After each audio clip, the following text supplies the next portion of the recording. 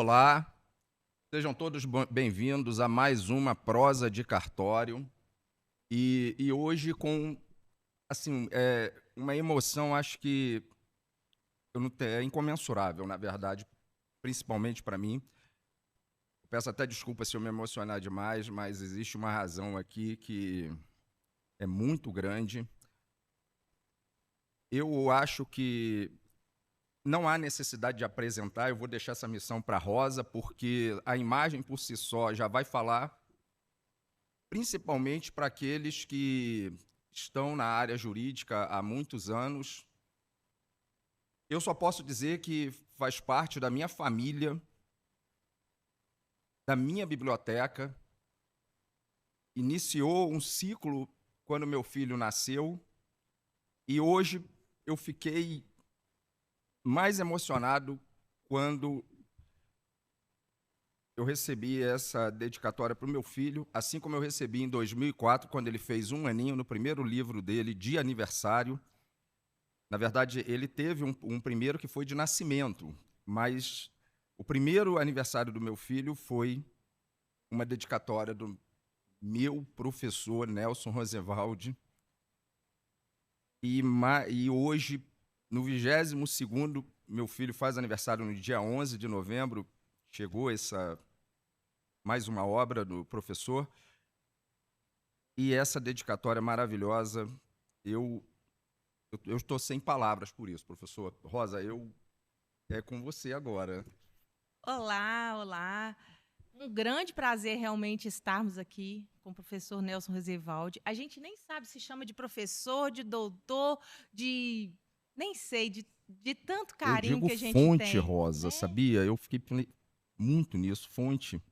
Porque é a Aqui, nossa fonte de inspiração durante muitos exatamente, anos. exatamente. Conversando com ele mais cedo, eu estava comentando que eu fui aluna, né, dele por muito tempo. Andava 200 quilômetros para chegar aqui no fim de semana, passava o fim de semana estudando aqui e foi muito gratificante. Foi muito tempo de aprendizado. Eu sou muito grata por isso. E fui agraciada com essa possibilidade da gente estar aqui junto nesse bate-papo. Esse nosso podcast, ele tem a finalidade de trazer para perto o cidadão, para que as pessoas entendam o quanto elas têm direitos que às vezes não conhecem, sabe? E o senhor, como um grande civilista, não há como não clarear para a gente essa situação. Então, doutor Nelson Roosevelt, muito feliz com sua presença e seja muito bem-vindo ao nosso podcast Prosa de Cartório, Cidadania em Cada Conversa. Muito obrigado, Rosa. Muito obrigado, Alexandre. Eu quero dizer uma coisa, é uma coincidência, Alexandre, porque, primeiro, eu também fiquei muito feliz em sentir como a passagem do tempo ela nos foi generosa, porque fiz a assinatura em 2004, agora eu estou renovando em outro livro o autógrafo, a dedicatória ao seu filho, ao Xandinho, em 2025. E que interessante, ele é de 11 de novembro, né? É de E, 11 de e eu novembro. sou de 16 de novembro, então nós estamos próximos, vou lembrar dele no meu próximo aniversário. E assim, é porque o direito civil, Alexandre, ele verdadeiramente evoluiu muito nos últimos tempos. E vocês são testemunhas disso, porque o direito civil tradicional, ele é um direito civil do patrimônio, e hoje o direito civil, ele é o direito civil das pessoas. E isso nem muito, Rosa, e para vocês que estão nos ouvindo, isso nem tanto é mérito do Código Civil. Isso é um grande mérito da Constituição Federal de 1988. Porque a Constituição de 1988, ela promoveu a chamada, não esqueçam essa expressão, personalização do direito civil. Personalização do direito civil significa colocar o ser humano no protagonismo do ordenamento jurídico. É dizer que as situações patrimoniais, elas se colocam a nosso serviço. Ou seja, qualquer pessoa hoje, qualquer advogado, quando vai ler um contrato ou trabalhar com direito de propriedade, ele tem que entender que essas transferências econômicas, elas só fazem sentido se elas não violarem a dignidade da pessoa humana. Então, hoje, o eixo central desse chamado direito civil constitucional é a proteção dos nossos direitos da personalidade. É essa a lógica que move o direito civil. E é por isso que eu sou tão apaixonada pelo Registro Civil de Pessoas Naturais. Porque eu costumo dizer que lá no Registro Civil de Pessoas Naturais, nós registramos os momentos mais importantes da vida das pessoas, né? E como a vida hoje é tão dinâmica, famílias diferentes, vários tipos de formação de famílias, né? A gente consegue registrar isso tudo no cartório, dar legalidade para isso tudo, trazer para o mundo jurídico de forma simples, né? A gente tem, por exemplo, alteração de nome, né? Que o nome é um direito de personalidade, faz parte do direito de personalidade. E a gente lida com isso todos os dias. Antigamente, as pessoas iam para o judiciário, demorava, às vezes, anos para conseguir trocar um nome. Hoje, em 5 dias úteis, a gente consegue fazer isso no cartório de registro civil, né? E isso é muito gratificante, porque a gente percebe todos os dias o quanto o nome é significativo para cada um. O que o senhor acha assim, do registro civil como esse braço do judiciário para que a gente possa acompanhar a evolução da sociedade, das mudanças tão grandes que o senhor fala aí justamente no livro O Código Civil do século XXI? Pois é, Rosa, o registro civil ele tem tudo a ver com os direitos da personalidade. O que são os direitos da personalidade? Eles são os atributos existenciais da pessoa humana. Eles dizem respeito à nossa integridade psicofísica, à nossa identidade, nossa privacidade, enfim, o nosso modo de ser perante o mundo. E os direitos da personalidade, eles demandam que cada um de nós, Alexandre, Rosa, Nelson, tenhamos liberdade para desenvolver as nossas vidas, os nossos estilos de vida, de acordo com aquilo que nós pensamos. E você tocou num ponto, por exemplo, o nome. Até um tempo atrás, quem trabalha com registro civil há mais tempo, o nome era imutável. Eram poucas as situações em que alguém poderia alterar o nome. Era, na verdade, um sofrimento. Era um sofrimento por quê? Porque o nome era uma questão de direito público, ou seja, o Estado tinha que identificar o indivíduo. Então, para a segurança jurídica, era bom que o seu nome não mudasse.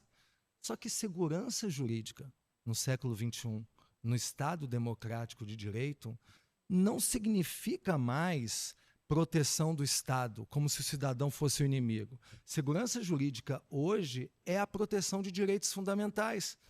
Então, hoje mudou aquele lema, ou seja, o nome faz a pessoa. Não, hoje é a pessoa que faz o nome. Então, o ser humano, em suas diversas mutações, ela pode alterar o seu nome conforme as suas vicissitudes. Ela pode alterar o seu nome porque tem um prenome pelo qual ela é chamada, um nome social pelo qual ela é designada em uma determinada coletividade, uma alcunha, um apelido pelo qual ela é reconhecida socialmente. Existe um nome social, a pessoa, ela, em virtude de uma alteração de sua orientação sexual ou do seu sexo, ela precisa se afirmar com um verdadeiro nome que seja aquele que a define em sociedade. Então, são 1001 situações hoje onde há necessidade de alteração de nome, e o registro civil é o locus, por natureza, para que essa pessoa exerça esses direitos. Exatamente, e é muito desconhecido isso.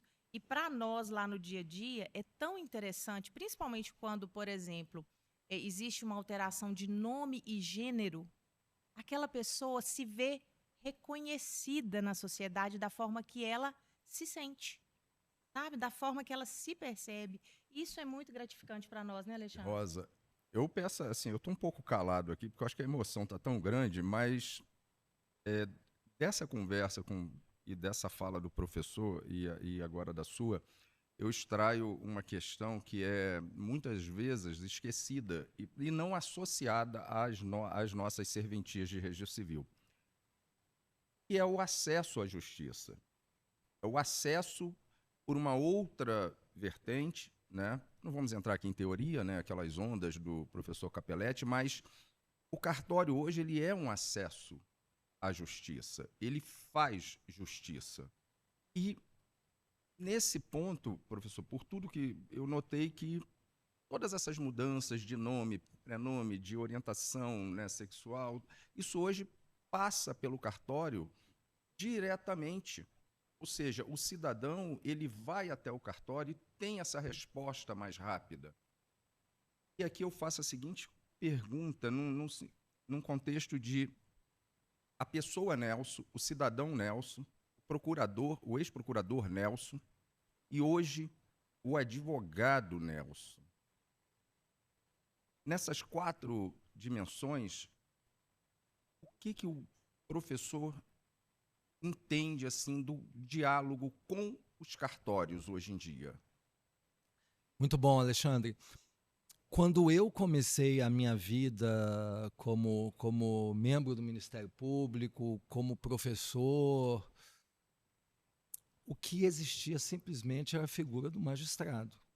Ou seja, o cartório ele era um locus, um instituto secundário, onde as pessoas muitas vezes iam buscar certidões e uma tarefa diminuta.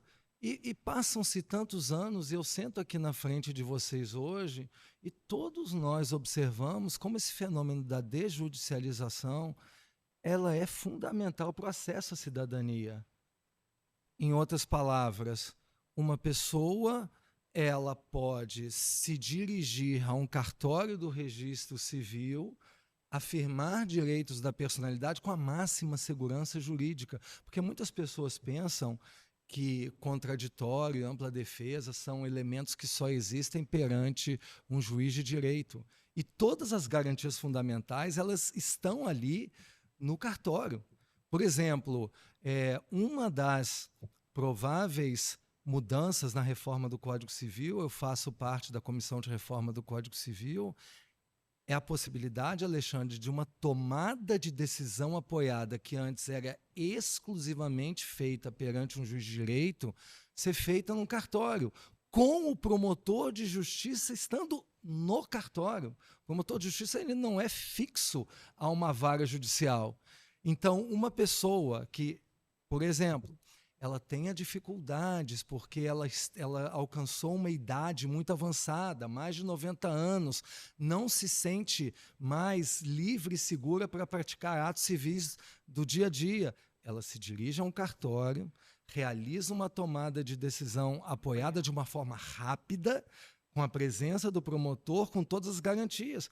Por que a tomada de decisão apoiada, Rosa, ela não decolou até hoje? Porque ela é judicial. E o cidadão comum, ele olha a figura do magistrado de uma maneira muito distante, a questão do acesso à justiça. E o cartório não, é o seu vizinho. É algo muito mais direto e efetivo. E a gente realmente está ao lado, né? As pessoas chegam e a gente está ali, presente, né? Na hora que eles querem falar com a gente está ali. E o registro civil tem essa característica muito humana. Então, eu acho que ela está muito ligada a toda essa transformação, né, do direito civil, de toda essa evolução do direito civil. Mas é importante falar um pouquinho sobre a propriedade, hein, Alexandre? Você que vai ser o mediador lá da palestra. Bem, aí eu vou dar uma informação para o professor que muitas vezes também não é lembrada e, na verdade, nem passa, acho que, na cabeça de alguns, né? Mas o registrador civil hoje, ele também atua na questão imobiliária, né? Eu falo isso por experiência própria, em que no meu município, no qual eu sou titular do RCPN Notas, nós tivemos uma grande luta pela regularização fundiária urbana, que iniciou em 2014. E aí teve uma trajetória muito grande. Em 2023, exatamente no dia 14 de setembro, nós conseguimos, junto com o registrador de imóveis e com toda a administração da época, entregar os primeiros registros de propriedade. Ou seja, isso tudo se iniciou com uma luta de um registrador. E na região, graças a Deus, e aqui eu vou fazer uma referência específica, o registrador de imóveis Frederico, que era um registrador civil, hoje ele é registrador de imóveis de uma outra comarca, ele também iniciou um trabalho muito grande lá na região. Então nós temos, por exemplo, eu me recordo que a primeira cidade do Brasil regularizada, né, totalmente regularizada, que é Catugi, ela foi regularizada por um trabalho desse registrador de imóveis, que hoje é registrador, na época, na verdade, ele era registrador civil e depois passou em outro concurso e assumiu o registro de imóveis, e ele iniciou tudo isso também. E o colega lá de Catugi, com certeza, teve a participação, que é o João, né? Salvo engano, é esse. E nós temos também referência, por exemplo, o Maicon de Caraí, que é outro registrador civil, que atuou lá muito forte na comarca deles, né? E estão também conseguindo implementar a regularização fundiária urbana com, hoje, a norma oriunda, na verdade, da REURB. Então, assim, o registrador civil, ele está muito atuante. Ele não está preso só a questões familiares, como era muito visto no cartório, né? E aí eu até voltando a esse tema de família, um tema que eu observei no livro, né, que é a questão do divórcio unilateral, né? Que é bem falado que logo na primeira já vai direto no cartório. Então é outro ponto que demonstra o registro civil, ele é um mecanismo de acesso à justiça. Nós precisamos desmistificar essa palavra justiça, porque ela é muito associada ao que o senhor falou, à magistratura, né, a magistrados. Não, acesso à justiça, ele é feito dentro do registro civil também e de todas as especialidades das serventias. Então, assim, a experiência com a propriedade, eu acho que hoje em Minas nós estamos na vanguarda. Eu vejo muito registrador civil já trabalhando essa questão de propriedade e vamos beber da fonte no que diz respeito também a esse projeto, né, de lei que está sendo discutido no Congresso. Eu sei que o senhor faz parte da comissão, né, e eu espero que venham muitas coisas realmente no sentido da eu sempre tenho dificuldade com essa palavra, mas desjudicialização, porque eu acho que o RCPN e todas as especialidades têm essa força, têm essa capilaridade para permitir que as pessoas tenham acesso à justiça. Olha, talvez, Alexandre, você tenha tocado no ponto-chave da minha fala dessa manhã, porque as pessoas, elas naturalizaram a ideia de um direito de propriedade. O direito de propriedade é o direito daquele que é o proprietário de proteger aquilo que é seu. Só que muitas pessoas se esquecem que existe uma outra faceta que é lateral ao direito de propriedade, que se chama direito à propriedade. O direito à propriedade significa o direito ao acesso à propriedade. E, Rosa, no Brasil existem 40 milhões de imóveis em situação irregular. Ou seja, pessoas que não se tornam proprietários, exercem posse, mas não se tornam proprietários pelas mais diversas situações, começando por imóveis sem matrícula, imóveis que não receberam escritura devida, assentamentos com ocupação irregular, imóveis que precisam passar pela REURB. E o que acontece? Essas pessoas que não se tornam proprietárias, elas não adquirem uma cidadania plena, porque a propriedade ela é imbricada com a ideia de cidadania. Ninguém pode negar que a propriedade é superior à posse. Uma pessoa que só tem uma posse, a posse, ela se realiza pela aparência, pelo exercício, pela efetividade. Agora, a propriedade não. A propriedade é um signo cadastral, é um documento, é um aspecto linguístico representativo muito forte que faz com que essa pessoa ela faça parte de uma comunidade formal, que ela tenha acesso ao mercado. com base em uma propriedade, que é um valor, que é um título, ela pode hipotecar esse imóvel. Ela pode, a partir dessa hipoteca, exercer uma atividade econômica, um pequeno comércio. Então, o grande desafio do Brasil é sair da situação de informalidade e realmente tornar essa massa de brasileiros proprietários. Porque a verdadeira solução para a propriedade é a sua democratização. Então, esse ponto que você tocou é muito importante. Em Minas Gerais, eu concordo, está nesse papel de vanguarda, Alexandre. Nós estamos, assim, eu acho que toda evolução, né, e como nós temos aqui o direito civil do século XXI, na verdade nós estamos também com a visão de cartório do século XXI, que ela está muito digital, né, um trabalho muito grande nesse sentido para tentar proporcionar para o nosso cidadão, o usuário, né, a lei, a gente usa muito o nome usuário, mas que ele tenha aquele serviço de forma plena, porque é a forma que ele tem também de exercer a cidadania dele em muitas questões, né?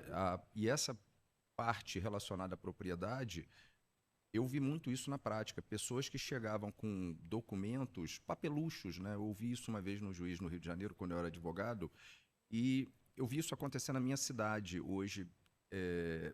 Estou falando muito, mas eu não falei o nome da cidade, né? A cidade é Ladainha, né? Eu sou o registrador civil e notário da sede, titular da sede. Eu vi muitas pessoas chegarem perto no cartório com esses papeizinhos, naquele sentido, eu sou dono, eu tenho a propriedade. E nós, como nós temos que às vezes explicar, né, aquela nossa função de consultoria, a gente às vezes é difícil você chegar para essa pessoa, olha, eu tenho a posse do imóvel. A propriedade o senhor ainda não tem. Então, em muitas situações, a gente não conseguia, por exemplo, lavrar uma escritura pública para numa transmissão, porque não havia formalidade naquilo ali. Então, essa foi a visão que eu acho que eu e muitos colegas tiveram para a gente também, por meio das nossas serventias, ampliar e promover esse serviço, né, que é um direito fundamental também, que é garantir o direito fundamental à moradia. E eu acho assim que hoje, realmente, e aí o RCPN, ele tem mais capacidade de orientar e de ajudar pela capilaridade. Ele está em todo o município de Minas Gerais, ele, às vezes em vários distritos, vila, né? Às vezes numa rocinha. E é ali que a pessoa vai para perguntar também sobre propriedade. Pois é, e isso, Alexandre, eu creio que é o problema mais agudo que nós temos, porque quando se fala que falta segurança jurídica no Brasil, muitas vezes nós pensamos em segurança jurídica para aquele que é proprietário, e realmente existem problemas sérios com relação a isso. Mas a discussão da propriedade de quem já é proprietário é a discussão do ter. Só que a gente tem que entrar na discussão do vir a ter, daquelas pessoas que estão numa situação diferente, porque o proprietário, a grande preocupação dele é excluir terceiros daquilo que é seu, não ser afetado por estranhos naquilo que é seu. E aquele que não é proprietário, ele quer um direito de inclusão, ele quer acesso à cidadania formal. Ele quer simplesmente que os seus direitos fundamentais básicos sejam respeitados. Ou seja, quando a gente fala em registro, nós pensamos desde a identidade, que é o direito primário da pessoa, porque como é que uma pessoa pode ter direitos da personalidade se ela nem ainda sabe qual é o seu lugar na sociedade? Então, desde o direito à identidade até o direito à propriedade. Então, é uma gama de tarefas que são exercidas de uma forma muito nobre pelos registros. E se você me permite, Alexandre, você chegou em algum momento da sua colocação e falou que a gente está trabalhando agora com questões digitais, com os ativos digitais. Então percebam, principalmente para aqueles já que hoje passaram dos 50 anos de idade. Até pouco tempo atrás, uma aula de direito civil sobre propriedade era a propriedade do lote, ou seja, era a propriedade imobiliária vinculada ao chão. Depois passamos a falar da propriedade do condomínio. Já não é mais o chão, é a fração ideal. É o tempo, às vezes. Pois é. Depois passamos a falar da questão da laje, que no Brasil é tão importante, o puxadinho. E a propriedade da laje, ela não se vincula ao chão nem uma fração ideal, já um fracionamento espacial, porque o lajeário ele tem uma propriedade em 3D, ela não se conecta ao solo. Há pouco tempo atrás a gente começou a falar da multipropriedade. A multipropriedade é uma propriedade fracionada no tempo. O sujeito ele tem uma propriedade que ele utiliza em determinados períodos do ano. E aí chegamos à propriedade digital, NFT, onde a propriedade ela é fracionada sob o ponto de vista digital. Então, muitas vezes aquela propriedade circula, ela é transmitida de uma pessoa a outra, enquanto aquele ativo imobiliário permanece no mesmo lugar. Ou seja, hoje o oficial ele se prepara, vocês, para múltiplas realidades que coexistem num país que, infelizmente, tem imenso débito social e que nós necessitamos resolver todas essas questões. É muito sério. Passou um filme aqui na minha cabeça. Nossa. Vendo ele dando essa aula, passou um filme na minha cabeça, vendo ele transitando ali na minha frente no cursinho, ensinando tanta coisa, né? E passou realmente o filme. E a gente, né, oficiais de cartório, tantas pessoas desconhecem que a gente estudou muito, a gente fez concurso, né, foi aprovado e está pronto para ajudar a sociedade, né, e está lá na ponta, onde a pessoa consegue realmente chegar. Nós somos hoje ofícios da cidadania, né, reconhecidos por lei, exatamente para a gente ajudar as pessoas a alcançarem o pleno exercício da cidadania delas. E falando sobre a informalidade na propriedade, muitas vezes a informalidade vem até da informalidade das formações familiares, né? E que a gente consegue hoje resolver muito disso no cartório, né? A questão, por exemplo, da união estável, que hoje a gente tem a certificação digital, que a gente pode retroagir a data da união estável lá para o início. E, às vezes, as pessoas vivem na informalidade sem vários direitos serem reconhecidos. Isso, inclusive, né? O termo declaratório. E uma importância dessa certificação é justamente não ter que passar pelo crivo do Poder Judiciário. A pessoa já tem ali certificado aquele tempo e ela leva para o casamento. Então, muitas vezes, aquele casal já está unido há muitas décadas. E hoje, passando pelos cartórios, eles conseguem garantir e concretizar esse direito de uma forma mais tranquila e com, indiscutivelmente, o uso do tempo, né? Eu acho que o tempo na serventia ele é muito mais rápido do que o tempo no Poder Judiciário. Então, tem esse outro olhar também, né? As coisas se concretizam. E eu costumo falar que dentro das serventias tem a coisa julgada consensuada, porque o consenso que prevalece dentro da serventia são as manifestações de vontade consensuadas, consensuais. Então, as próprias pessoas decidindo o que querem da vida, seja patrimonial, seja as questões familiares. Então, é um espaço de acesso à justiça na visão mais ampla possível, né? Eu estou aqui sem palavras para falar, porque nós já estamos no limite do limite, do tempo. a vontade de não sair daqui. Professor, eu só tenho a agradecer, eu acho que a emoção aqui está muito grande e como eu falei, da pessoa, do cidadão, do ex-procurador e do hoje advogado, nós temos uma visão muito boa da advocacia extrajudicial hoje, que é um acesso muito grande.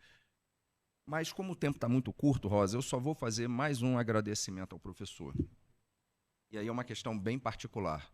E uma colega brincou comigo sobre isso. Eu tenho a agradecer também que os livros, é por isso que eu acho que vou chamar o professor de fonte, eu bebi muito dessa fonte, e eles também me ajudaram a passar no primeiro ENAC, que é o Exame Nacional de Cartórios, que é um outro ponto que demonstra como nós temos que estar preparados e afiados ali com toda a legislação, jurisprudência, né, e doutrina, o que demonstra que hoje o registrador e o notário ele está muito preparado para enfrentar esses desafios e ajudar a nossa sociedade, a nossa população a ter acesso à justiça. Com isso, eu encerro a minha fala, agradecendo, e agradecendo a Rosa também, que já virou uma parceira nessas conversas, nessa nossa prosa de cartório. E, para mim, vai ser outra que vai ficar guardada no coração.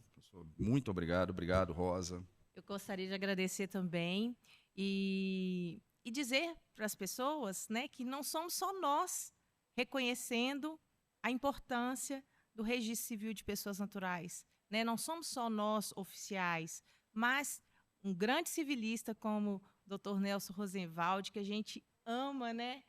E é muito gratificante a gente ouvir isso, senhor. Ouvir isso reforça o quanto nós estamos no caminho certo, né? E esperamos que, com essa reforma do Código, seja realmente visto o quanto nós podemos auxiliar, o quanto nós podemos ajudar as pessoas a alcançar o exercício pleno da cidadania. Eu quero agradecer ao senhor e gostaria que o senhor deixasse uma mensagem tanto para os registradores quanto para as pessoas que nos ouvem em geral. Rosa, eu agradeço bastante a você e ao Alexandre pela oportunidade desse bate-papo tão aberto, tão gostoso.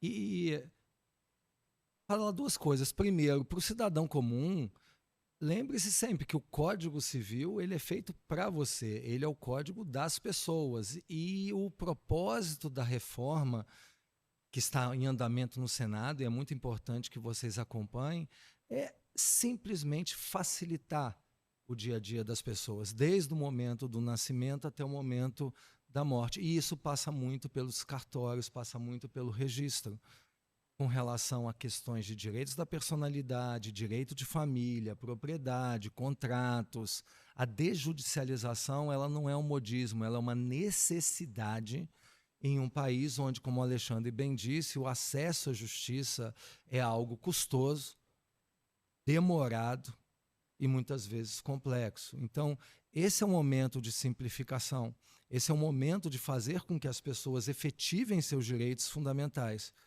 através de normas que sejam mais práticas. E vocês estão de parabéns, registradores, notários, tabeliões de todo o Brasil, porque fazem um trabalho fantástico em prol da população brasileira. E que continue sendo assim, que o nosso intercâmbio ele seja cada vez mais comum, eventos, seminários, eles surjam para que essa troca de ideias ela se torne natural. Então, muito obrigado. Agradecemos. Então, a gente se despede de mais um podcast, né? Que foi feito assim com muito carinho e com muita emoção, né, Alexandre? Nossa, a emoção é... E esperamos vocês Deixou sem no nosso palavras. próximo Alexandre, bondade, podcast. amigo.